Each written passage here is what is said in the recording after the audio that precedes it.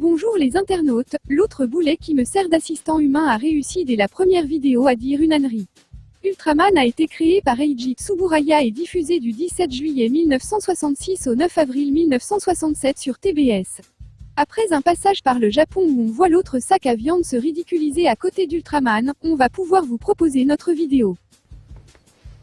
Salut les rangers ou les cœurs, donc effectivement je me suis planté dans la précédente vidéo puisque Ultraman n'a pas du tout été créé par la Toei, comme l'a expliqué Foxy à l'instant. Sinon tu peux aller t'habiller correctement pour notre public car le Super Sentai, c'est du sérieux. Ça le fait pas comme ça? Bon, je vais me changer le temps du générique, à tout de suite.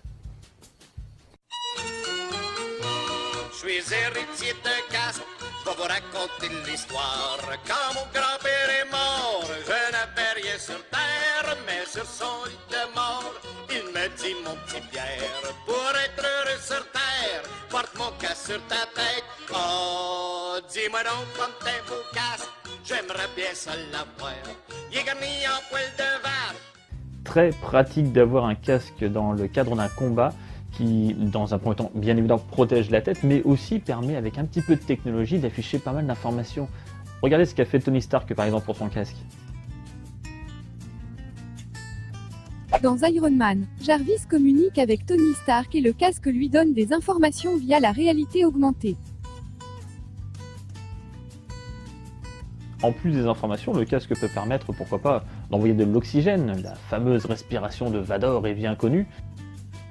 Vador possède également une assistance visuelle et un système d'oxygénation.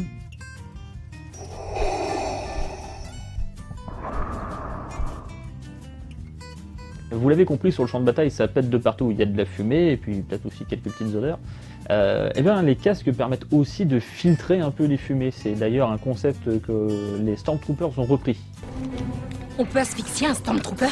Oui, les masques filtrent les fumées, pas les gaz toxiques. Et donc c'est pour ça que les Stormtroopers portent des casques qui permettent effectivement de filtrer la fumée, mais aussi de se protéger au niveau des coups qui peuvent arriver pendant la guerre. D'ailleurs, il y a Batman aussi qui a repris ce concept-là.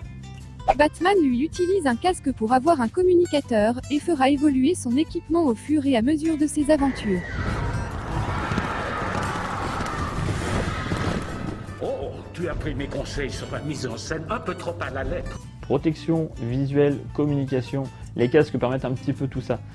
Je vous sens encore un peu sceptique, donc je vais laisser nos amis Fred et Jamie vous expliquer le pourquoi du comment. Le port d'un casque homologué est obligatoire. Et puis il faut aussi bien l'attacher et le choisir à la bonne taille pour éviter qu'il ne s'éjecte en cas de choc. C'est important. Lors d'une chute à 28 km/h seulement, la tête subit une décélération brutale et peut atteindre l'équivalent de 190 fois son poids normal. Regardons ce qui se passe à l'intérieur du casque. Au moment du choc, la calotte extérieure absorbe une partie de l'énergie. Puis, la tête poursuit sa course à l'intérieur du casque et c'est la couche de polystyrène qui absorbe l'énergie. Par conséquent, si cette couche a été comprimée lors d'un précédent impact, eh bien, elle ne joue plus son rôle d'amortisseur. Le choc est plus violent et le risque de lésion plus élevé. Donc il faut penser à changer votre casque, même après un petit choc et de façon générale, tous les 5 ans. Donc vous l'avez compris, les casques permettent effectivement de protéger les rangers, et puis tant qu'à faire, on change un petit peu le design, bien évidemment. Je vais laisser un expert en la matière vous expliquer le propos, puisque vous vous souvenez tous, pour les plus anciens d'entre nous, on est passé de Mighty Morphin à Power Rangers Zeo, avec un changement de casque et de tenue en même temps, souvenez-vous. Ranger, voici le Zéo Cristal, hautement énergisé. Votre courage et votre dévouement nous ont fait retrouver le Zéo Cristal en contrepartie. Il va vous doter de pouvoirs qui dépasseront votre imagination. Ranger, comment vous sentez-vous avec vos Zéo pouvoirs?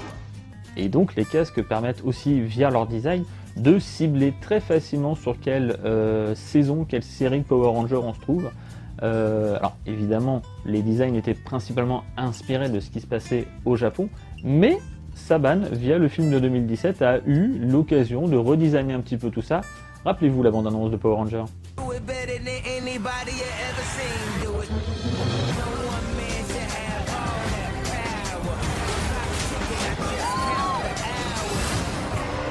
Ça fait un paquet d'or. C'est votre destin. Go! Go! Après, si vous ne connaissez pas une entité extraterrestre ou surnaturelle capable de vous fabriquer un casque, vous pouvez toujours le fabriquer vous-même.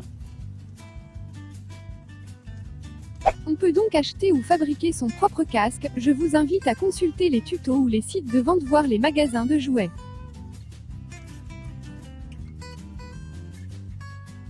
Bien, maintenant que vous avez votre casque, vous pouvez affronter les méchants. Ah, alors pas dans cette vidéo, on n'aura pas le temps d'aborder les méchants. On va passer à la Minute Foxy.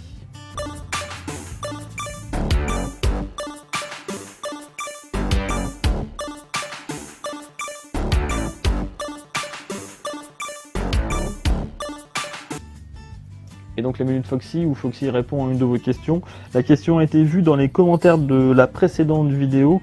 La question est de Joex Gaming PS4 Pro qui nous dit coucou, où on peut trouver les casques Power Ranger rouge première version. Foxy, je te laisse répondre. Si tu as un peu de temps devant toi, je t'invite à aller sur le site d'Aniki Cosplay. Le travail réalisé est tout simplement irréprochable. De plus, si tu souhaites faire de la customisation de ton casque, c'est parfaitement possible. Pour continuer, je te suggère d'aller sur Etsy. Il est facile de trouver des casques faits main, mais les délais et les tarifs peuvent être aléatoires, donc prends le temps de bien ouvrir le dialogue avec les artistes. Enfin, il existe des fichiers pour imprimante 3D pour te faire avec une bonne CR10 ton propre casque. Après, dans les magasins de fête, tu peux trouver des costumes, mais le rendu n'est pas le même. Pour un petit prix, tu pourras te balader dans les rues avant de te faire embarquer par la maréchaussée, car la loi numéro 2010/1192 du 11 octobre 2010 interdisant la dissimulation du visage dans l'espace public est une loi française ayant pour objet d'interdire le port d'une tenue destinée à dissimuler son visage. Pour terminer, la gamme Legacy propose le casque du Ranger rouge et du Ranger vert. Je te renvoie vers la page YouTube du beau et merveilleux Anto Geek qui a réalisé une vidéo unboxing. En espérant avoir aidé. Merci beaucoup Foxy pour ta réponse, j'espère que cette vidéo vous a plu. Si c'est le cas, je vous invite à mettre un petit pouce bleu, et si cette vidéo ne vous a pas plu, je vous invite quand même à mettre un petit pouce bleu. Je vous invite également à partager cette vidéo sur les réseaux sociaux. Vous pouvez mettre un petit commentaire dans cette vidéo, soit pour nous donner des idées pour une prochaine vidéo, ou pourquoi pas pour poser une question à Foxy qui se fera un plaisir d'y répondre dans la prochaine vidéo. Et sur ce, je vous dis portez-vous bien et morphez-vous bien. Avec les casques et le beau rhum, y a jamais d'anicroche. J'ai parcouru les donjons, là en prend plein la caboche. Avec le casque et le beau rhum, tous ces monstres à la con. Je leur mets bien profond, c'est moi le maître du donjon. Comment tu dis? Casque et le beau rhum.